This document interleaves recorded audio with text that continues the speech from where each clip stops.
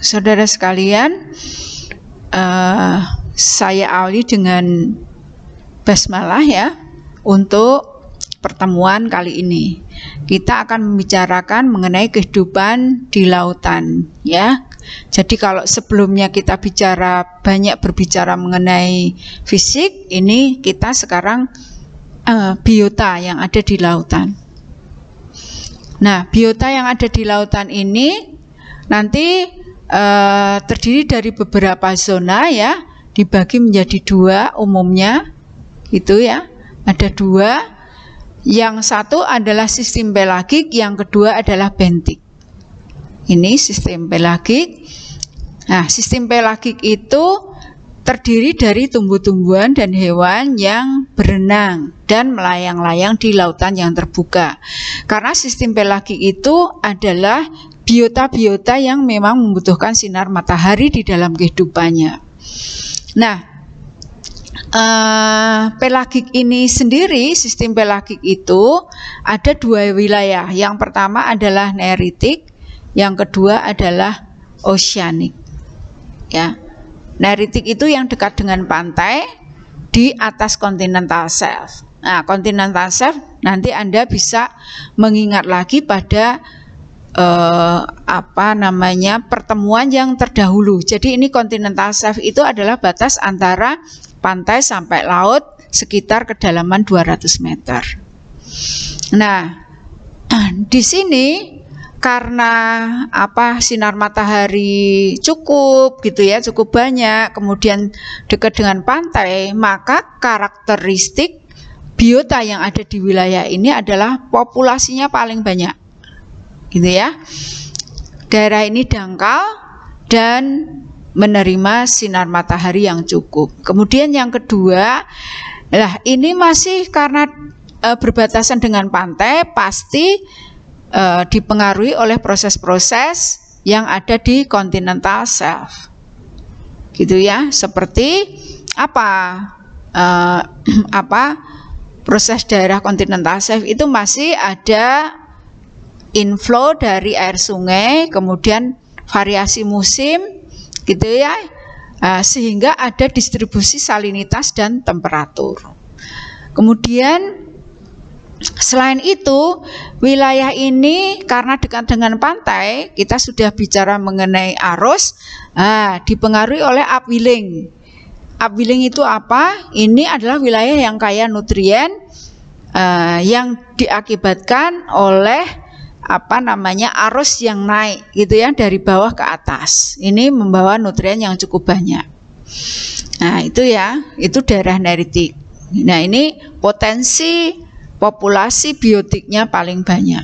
Kemudian yang kedua adalah oceanic. Ini di atas continental shelf tapi yang arahnya ke laut. Ya, yang arahnya ke laut. Nah, sebaran karena arahnya ke laut jadi sudah lepas gitu ya, lepas dari pantai gitu ya, maka sebaran geografiknya luas, kemudian mempunyai distribusi temperatur dan salinitas yang lebih seragam gitu ya. Ya, karena kenapa seragam? Karena sudah tidak lagi dipengaruhi oleh sungai dan variasi musim misalnya kemarau, hujan, itu kan air sungainya berbeda-beda ya, inflow dari air sungai berbeda. Kemudian menerima sinar matahari lebih banyak tetapi horizontal bukan vertikal gitu ya.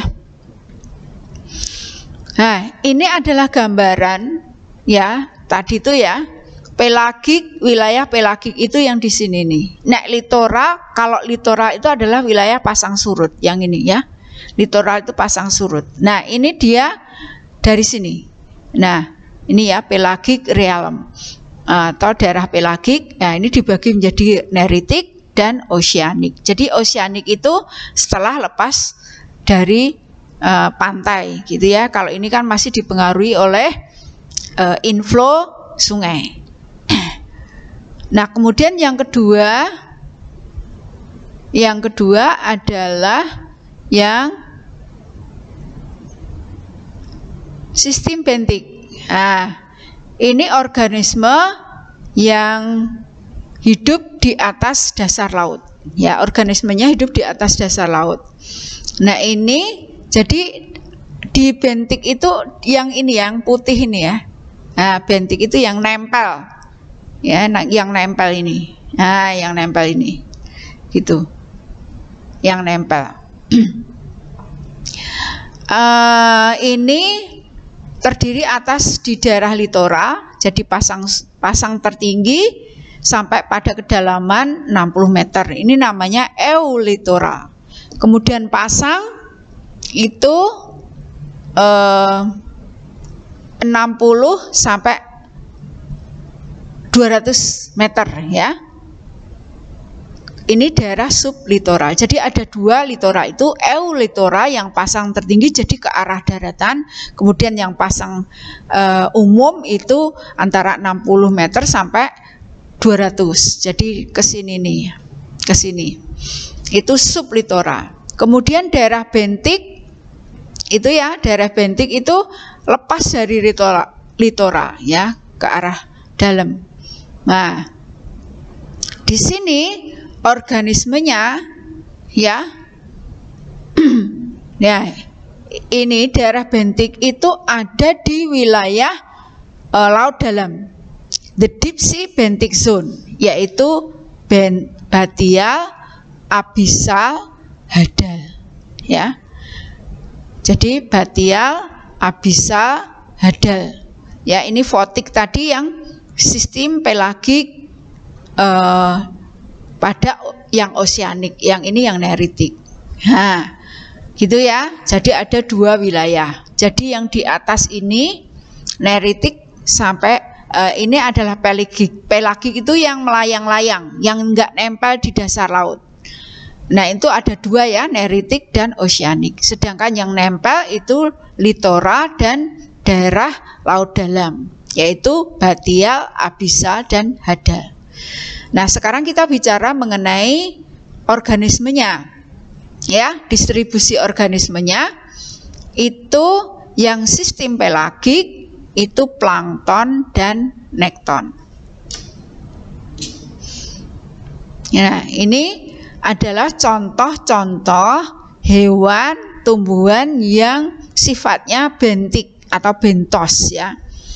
Jadi yang nempel, karang, bulu babi, kerang gitu ya. Kemudian alga kuralin ya, cambuk laut, ini yang tumbuhan, kipas laut, pokoknya yang nempel di dasar laut ya. Bintang laut itu yang hewan. Ini adalah contoh yang bentos. Nah, bentos itu mampu hidup di wilayah litoral ya. Pasti ada ini ya. Kita bisa kalau pas surut, airnya surut, air laut itu surut, kita bisa melihat hewan-hewan yang nempel gitu ya. Antara lain adalah chordata, arthropoda, ini kelasnya ya, Echinodermata, moluska. Moluska itu apa ya, siput-siput gitu ya, tapi siput laut. Kemudian Annelida, Nemertea, ini kayak cacing gitu ya, yang Annelida. Platyhelminthes, Cnidaria porifera. Porifera itu hewan yang berpori. Ini adalah yang hewannya. Kemudian selain hewan ada juga tumbuhan yang dapat ditemui di litora, yaitu algae.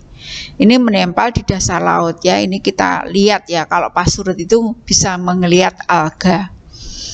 Hanya dapat kita temukan di wilayah litoral ya. Litoral. Ini ya. Ini litoral.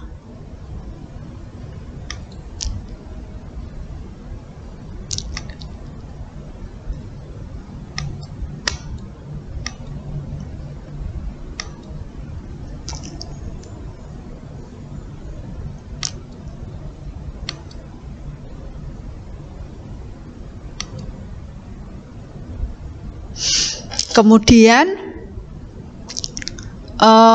nah ini bentos ya, bentos di litoral. Nah kayak gini nih Anda sering melihat ya, ini beberapa hewan yang ada di contohnya ini sering lihat ya, kepiting ya, rajungan, ini sebangsa cacing gitu ya. Kalau di tanah biasa cacing. Nah, ini adalah teripang, juga termasuk bentos ya. Nah, teripang itu bisa dibuat masakan, atau kalau di Jawa Timur itu biasa ya, ini dibuat masakan atau dibuat kerupuk ya. Kemudian lendirnya atau sarinya itu biasanya untuk suplemen ya, suplemen kesehatan. Ini agak mahal banget ya ini kalau suplemen kesehatan dari teripang itu. Kemudian contoh hewan bentos yang mikroskopis ini ya. Nah, ini yang mikroskopis, ada cacing, kemudian ada lamun, ada kerang, tiram, teripang, bintang, ular, anemon laut, bintang laut, atau berbagai moluska ya, atau berbagai krustase. Nah, ini tadi ya. Nah, ini yang kerang-kerangan gitu ya, tiram gitu ya. Yang ini yang mikroskopis juga. Nah, ini seperti ini kira-kira ya. Kemudian hewan bentos yang mikroskopis juga ada beruang air, nematoda, sepopeda, foraminifera, amuba, ciliata, flagellata. Kalau ini yang sudah dibesarkan ya. Ini yang sudah dilihat dari makroskopis yang sudah dibesarkan. Kemudian ini ganggang adalah tumbuh-tumbuhannya ya. Ada macam-macam ganggang. Ini chlorella, chlorella itu yang hijau ya, macam-macam. Kemudian ini plankton, ini juga sudah dibesarkan ya, seperti ini. Nah, mikroskopis juga ya. Nah, plankton, tadi plankton ya, ini organisme yang hidup melayang atau mengambang di dalam air ya. Kemampuan gerak dipengaruhi oleh arus karena dia tidak punya sirip ya. Nah, plankton itu dibagi menjadi dua golongan. Yang pertama adalah fitoplankton. Nah, ini sebagai pangkal kehidupan yang ada di lautan ya. Ini berupa tumbuh-tumbuhan berukuran mikroskopis gitu ya, dan mempunyai pigmen klorofil. Ini yang penting sekali. Nah, karena punya pigmen klorofil, maka dia bisa melaksanakan yang namanya fotosintesa, merubah zat anorganik menjadi organik ya, dengan bantuan tentunya dengan sinar matahari. Jadi prosesnya adalah seperti ini. Prosesnya seperti ini ya. Nah, ini produsen primer ya. Ini itu adalah awal kehidupan yang ada di lautan, atau kehidupan di atas bumi itu adalah dari kalau laut itu plankton ya. Umumnya dijumpai di mana? Karena dia butuh sinar matahari, maka dia dijumpai di permukaan, kemudian di continental shelf, kemudian pada proses upwelling. Nah, tadi itu ya, upwelling itu mengaduk gitu ya dari arus lapisan bawah ke atas, sehingga proses upwelling itu banyak mengandung fitoplankton. Nah, ini adalah rantai pakan makanan di lautan. Nah, ini kan sebagai rantai awal ya, fitoplankton, kemudian secondary producer itu herbivore, nah yang tertiary itu carnivore. Nah, ini kalau yang dari atas ini rantainya gitu ya, rantai itu berarti bersambungan dari bersambungan gitu ya, jari kiri ke kanan. Tapi kalau yang ini adalah tropik level atau jenjang permakanan ya, tropik level dari primary producer. Primary producer itu apa tadi? Plankton sampai karnivor puncak atau top karnivor. Nah, ini yang bawah ini adalah rantainya.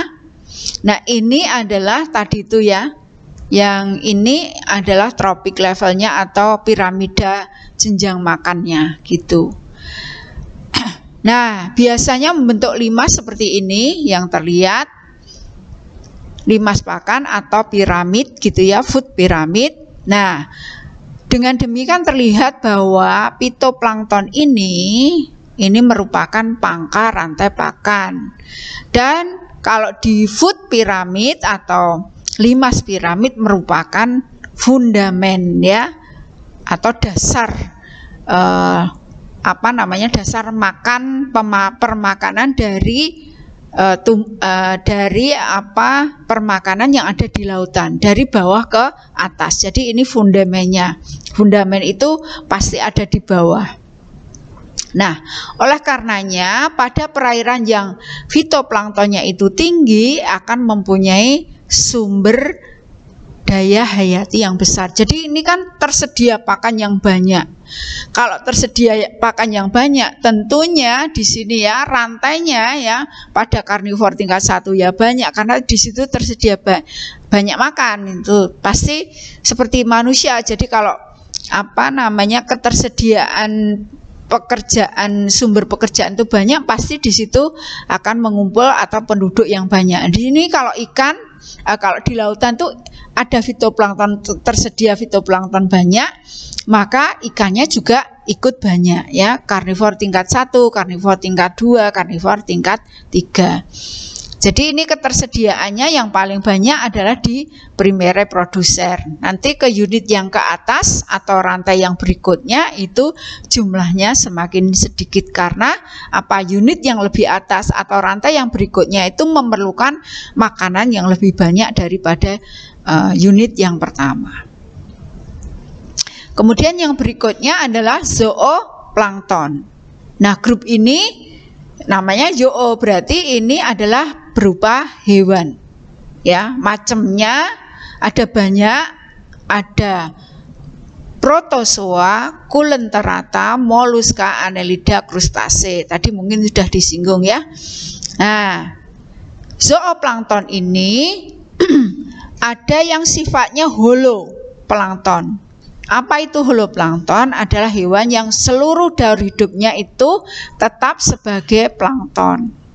Ya, jadi dia plankton terus. Tapi ada juga hewan atau zooplankton itu yang sebagian hidup sebagai plankton gitu ya. Tapi pada tahap awal, tapi setelah dewasa dia akan berubah nekton atau bentos. Ya, jadi misalnya ikan itu kan tidak tiba-tiba berwujud ikan, tapi dia telur dulu, telur baru larva. Nah, larva ini yang namanya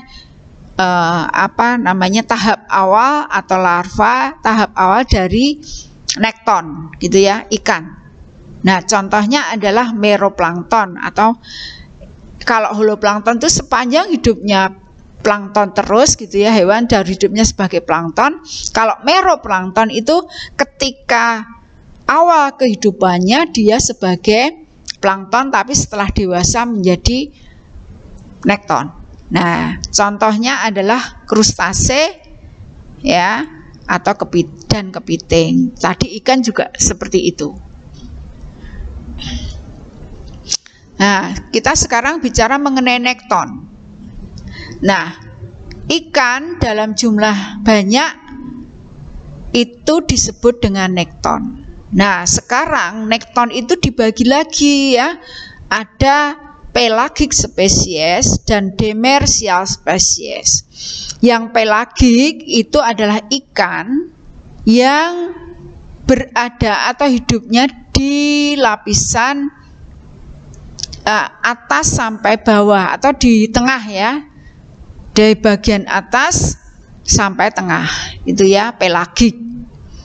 Kemudian kalau demersial itu yang hidup pada atau di dasar laut ya. Nekton jadi ikan itu pelagik spesies dan demersal spesies. Nah, ikan itu sebagai predator, jadi pemakan. Golongan pelagik ini umumnya memakan plankton, herbivor ya namanya, atau anggota nekton yang kecil. Namun kalau golongan yang demersal itu memakan organisme yang hidup di dasar laut gitu ya.